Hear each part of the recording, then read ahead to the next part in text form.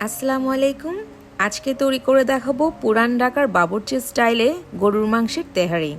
আমাদের দেশে তেহারির বেশ জনপ্রিয়তা রয়েছে, আর গরুর মাংসের তেহারি রেসিপিটি খুব কঠিন কিছু না। রেসিপিটি দেখলে আপনিও রান্না করতে পারবেন সুস্বাদু এই গরুর মাংসের তেহারি রান্নাটি। চলুন তাহলে দেখে নেওয়া যাক রেসিপিটি। প্রথমেই গরুর মাংসের তেহারির জন্য এখানে 1 কেজি পরিমাণ মাংস এমন চর্বি সহ ছোট ছোট সাইজ করে কেটে ধুয়ে ভালো মতো পরিষ্কার করে নিয়েছি। আর পুরান ঢাকার বাবুর্চিরা তেহারি রান্নায় যে মশলাটা দিয়ে থাকে এবার সেটা তৈরি করে নিব।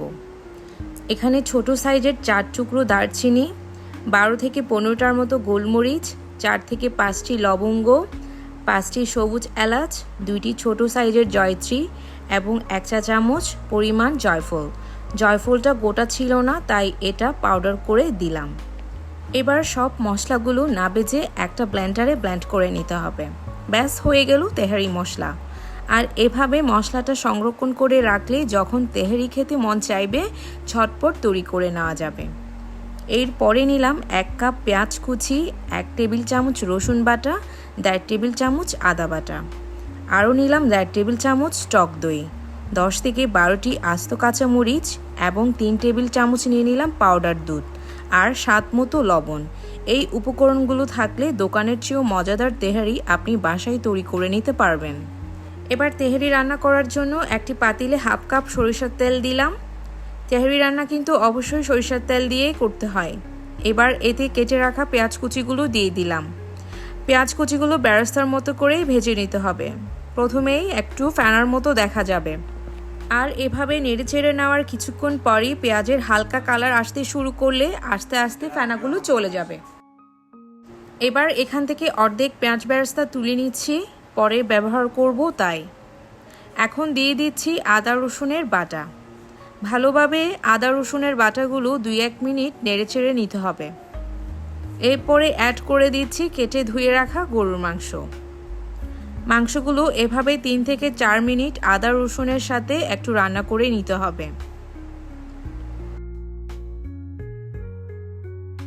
এবার দিয়ে দিচ্ছি তৈরি করা তেহারি মশলা।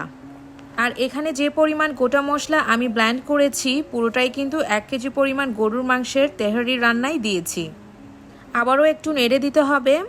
এবার ভালোভাবে মাংসের সাথে মশলা মিশিয়ে নিয়ে দিয়ে দিচ্ছি 1.5 টেবিল চামচের মতো টক দই। এবার ভালোভাবে টক দই মাংসের সাথে মিক্স করে নিতে হবে।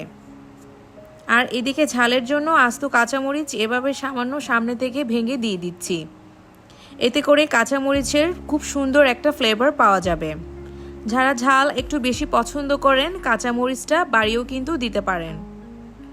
এরপরে দিলাম 2 টেবিল চামচ লবণ, পরে লাগলে টেস্ট বুঝে আবারও দিব। এবার সব কিছু ভালো করে মিশিয়ে চুলার আঁচ লো টু মিডিয়ামে রেখে ঢাকনা দিয়ে গরুর মাংসগুলো প্রায় 10 থেকে 15 মিনিটের মতো কষিয়ে নিতে হবে। তবে এরই মাঝে একটু একটু করে ঢাকনা খুলে নেড়েচেড়ে দিতে হবে।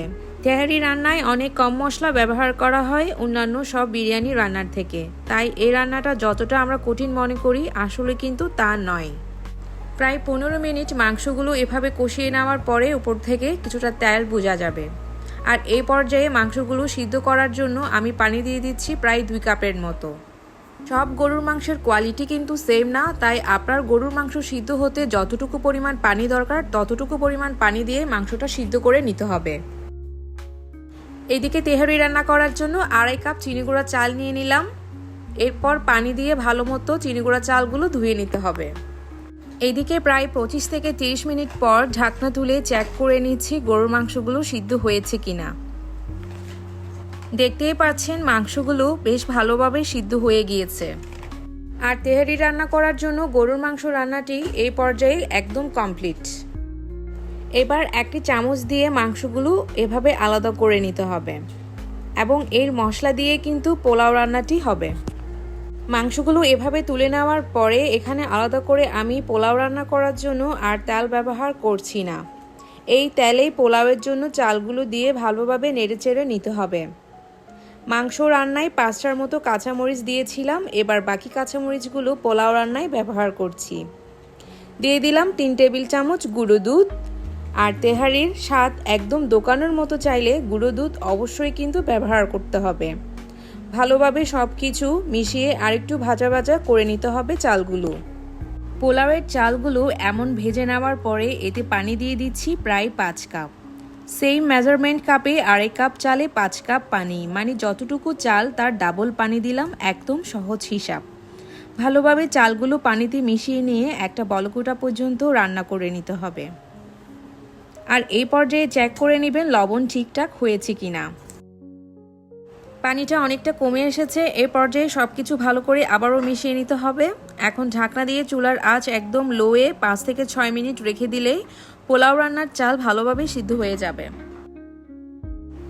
পোলাও তো এই পর্যায়ে রান্না শেষ। এবার আসল কাজটা হলো রান্না করা গরুর মাংসগুলো পোলাওয়ের সাথে ভালোভাবে মিশিয়ে নিতে হবে। রেসিপি এবং মশলার স্বাদ সম্পর্কে ভালো ধারণা থাকলে রান্নাটা খুব সহজেই বাসায় তৈরি করে নেওয়া যায়। এবার তুলে রাখা সেই অর্ধেক পেঁয়াজ বেরেস্তাগুলো উপর থেকে দিয়ে ঢাকনা দিয়ে আবারও চুলার আঁচ একদম লোয়ে রেখে 6 থেকে 7 মিনিট রান্না করে চুলা বন্ধ করে দিলেই হয়ে যাবে পুরান ঢাকার বাবুর্চি স্টাইল সুস্বাদু এই গরুর মাংসের তেহারি। সত্যি সেদিনের তেহারিটা এত বেশি মজার ছিল, আপনারাও বাসায় এভাবে একবার ট্রাই করে দেখতে পারেন। আশা করছি ভিডিওটি ভালো লেগেছে, আর ভালো লেগে থাকলে আমার চ্যানেলে একটি সাবস্ক্রাইব করে পাশে থাকবেন।